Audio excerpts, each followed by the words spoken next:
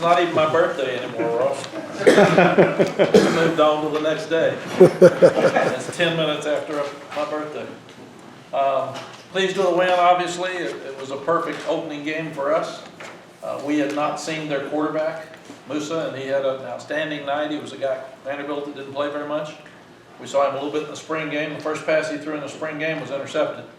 And we didn't think he'd start. We thought the other one was really good, and we kept wondering, and obviously now we know why he started. He's really good. And they did a tremendous job of getting the ball out of their hands fast.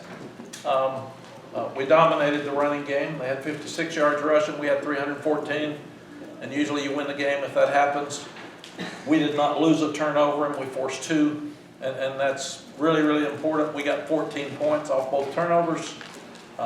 We gave up too many 2 4th downs, 4th and 4 and 4th and 10 right before the half, which you can't do. You've got to make a play in those situations. But then they forced a turnover at the other end of the field, and offense jumped out and scored with 31 seconds left. So we ended up scoring a touchdown right before the half. We get the ball to start the second half. We scored a touchdown there. It's a 14-point swing, and really put us in position to go ahead and win the game. Very proud of Drake. One of the best first games I've ever seen. He was poised. He was accurate. His running ability was good. We did not have a sack. We had very few penalties. I think we had the holding penalty at the end of the game that was down there at the 1-yard line. But other than that, the older guys were playing. We didn't have a penalty. We had the one they called with a 1-minute drill, but they didn't take it. Or we had the one offsides they didn't take defensively. So we had 1 penalty on offense. The young backs are good. I was really, really proud of them. We thought they were good.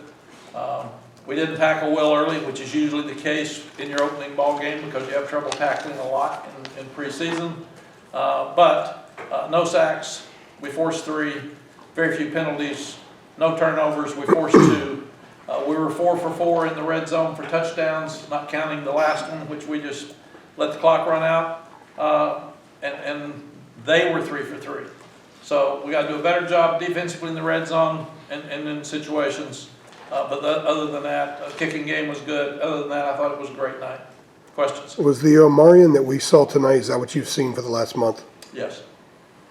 Yeah, he's real good, I think. He's big, he's fast, he's powerful, and he is a difference maker. And George is really fast.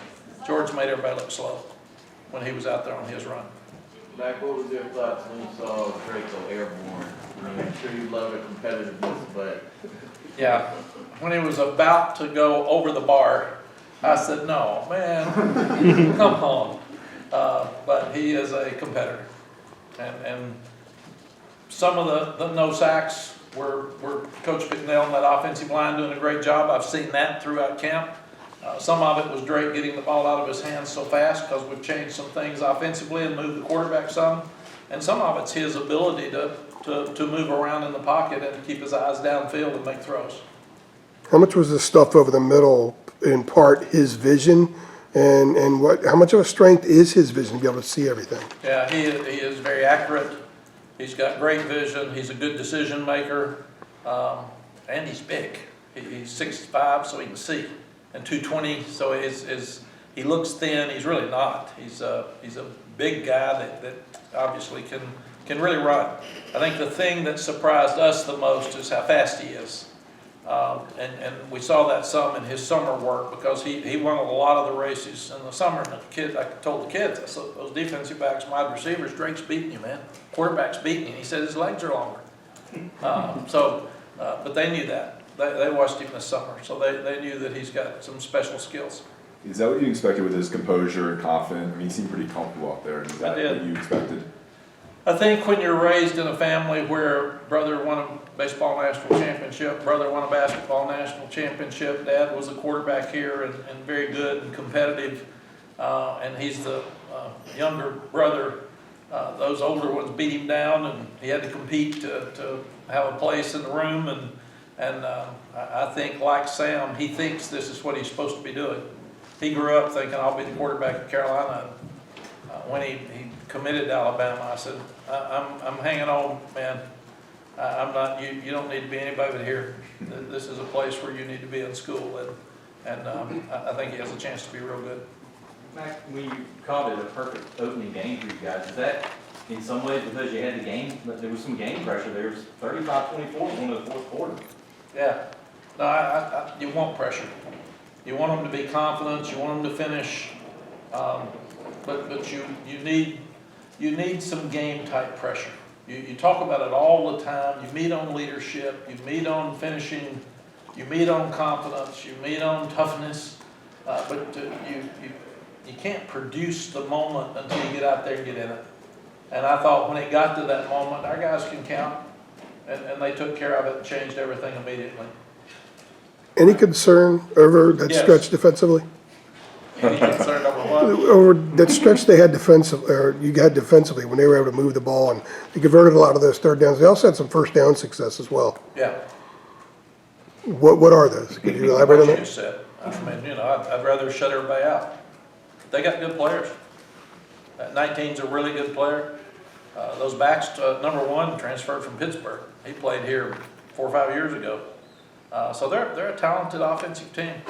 I was disappointed that we didn't get more pass rush, but we had 3 sacks. And I think we got to get better on defense. We're not going to walk out there and shut everybody out. And they've got a good offensive team. I was surprised we moved it as well as we did. Their defense was one of the best in the country last year in FCS, and even named themselves, and a lot of them are back. So I was really surprised that we were able to move it as much. So, and we knew nothing about this quarterback. I thought they had a good game plan. They didn't go deep. They were going to get it out of his hands, and they were going to run a little zone read. But I thought they did a good job. Mack, what was it like, you back here? Yes. What was it like going through this kind of, I don't know, cancellation scare with all the compliance issues they were dealing with? It wasn't fun for Bubba or I, either one. We're sitting there yesterday. I'm actually with the TV people waiting on a text from Bubba to see if we're going to have a game or not. And I'm in the interview with them, and I'd get a text and I'd say, "Excuse me, let's wait a minute and see if we're going to keep doing this, because we may not have a game." And they said, "Well, they're in a team meeting," and I said, "Well, just let us know." And then they said they're playing. And then when I looked at their depth chart, we got one this afternoon for the first time. There were only 3 guys missing out of the 2 deep. I said, I think they're good, man. We're getting ready to play. But I thought it was a really good mind game for our players. They were calling me because they have buddies on the team saying, "Coach, I don't think we're going to play." And I said, "Well, we are. So you need to get ready to play." So we talked today about you've got to be able to maintain that edge regardless of all the distractions that are around you. So I thought it was a great mental test for our team. I even talked to them about Florida State's hour-and-a-half delay. You get ready to play at 4 o'clock, and then you're not playing until 5:30 or 6:30. So you got to be able to do that. There's no excuses. You've got to handle your mind, and minds are crazy and they drift, and young guys can be all over the place. So I was really, really proud that they were able to handle that distraction of not playing. We are playing. There's nobody coming. Whoops, they're all coming. And I told them, everything we've talked about is you've got to live your life and practice and play to a standard of excellence. So it has nothing to do with the team we're playing. And that's what we got to do and build off of that, not to be up and down like we were last year. We have got to play every week regardless of who's out there. And that's an important message for us. Mack, what does it say to you about the amount of different receivers May was able to hit, especially the amount of tight end involvement in the passing game? Yeah, I thought the fact that the ball was distributed to so many different people is another credit to Drake. He went to the open guy. I think he had 2 balls that were short to Josh. And other than that, I don't think he threw a bad ball. Maybe the overthrow to Gavin Blackwell. And there was somebody in his face then, but I thought him distributing the ball like that's the reason so many guys caught it. It looked like Power Eccles flashed. I don't know what you saw from your perspective of how he played. As advertised, what it seemed like. I think so. He loves to play. He never gets tired. He's like an Energizer bunny out there, and he loves to hit people. So I thought he made a lot of plays. Is there any update on Tony Grimes' status? No, he was out of the game after that second drive, I think, and medical people, they never tell us after the game, so hopefully they'll tell us tomorrow, and when we get some information, we'll get it to you. How about Josh Downs? It seemed like he left in the fourth quarter and didn't return the game. Yeah, I had enough. I said, get him out. And that's when Cam Kelly started returning punts. And it's good for Cam to return punts. We got some second team players, the white team players in on the last extra point. We got some in on kickoff. We got some in on punt return. So we played a lot of players tonight, and that was helpful as well. Coach, you mentioned Marion Hampton, over 100 yards rushing tonight. The young running backs that you have, do you see him kind of taking a leg up on those guys now after a performance like this? We have told the guys it's every day. You got to produce every day, and you never know if a freshman's going to be able to handle the pressure of going to work with a focus every day.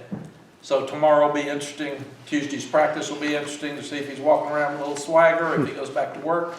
So we have told them that you got to produce every day if you're going to keep the job. And there are a lot of good running backs. Elijah Green's really good. He comes in at the end of the game, and we're trying to get the game over, and he's about to score.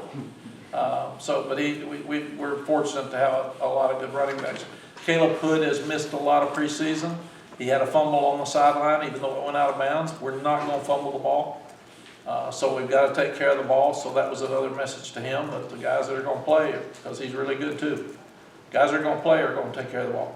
Earlier this preseason, you said that the goal offensively is to get 5 yards on first down. Yes. Defensively, is it the same? You're trying to keep them under 5 yards on first down? Yes. Use the rule that we got with analytics people, and they said that last year in college football, if you made more than 5 yards, you got a first down 60% of the time.